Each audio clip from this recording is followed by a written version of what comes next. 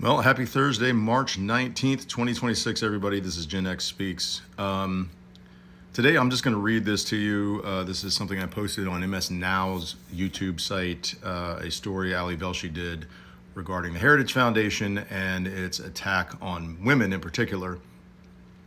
But this was my response to, in the comment section to that story. And there were a lot of comments. Actually, at this point, there are 6,060 comments. But I'm just going to read this to you, what I said. And this stands basically for the way I feel about it in general. When processing the Heritage Foundation's plans for America, it's very difficult for me to control my visceral feelings about these people and the level of absolute hatred that wells up in the pits of my being for them. It is excruciatingly difficult to remember and rationalize that these people are actually human beings and that I have to stifle my instincts to eradicate them as if they were vermin carrying plague. But metaphorically, they just are.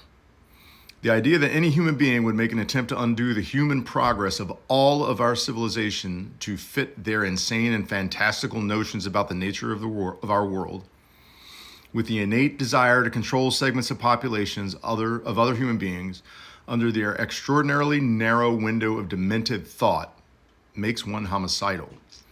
It's the reason I can't even watch The Handmaid's Tale. Because the anger at just the thought of such a state, which under these feckless troglodytes is turning art into reality, turns my blood to hate.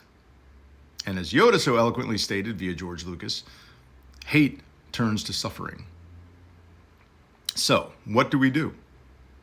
The answer is zero tolerance.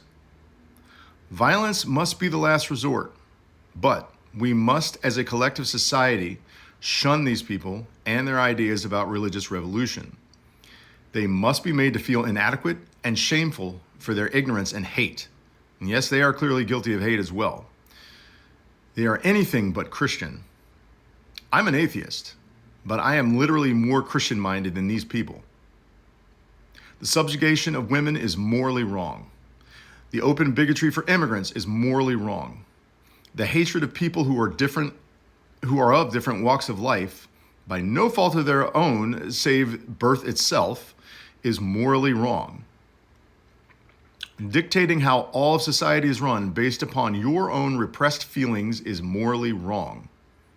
These people, the evangelists, the far-right American Catholics, the prosperity doctrine darlings, the white supremacists, the misogynists, and the oligarchical gatekeepers are all morally wrong.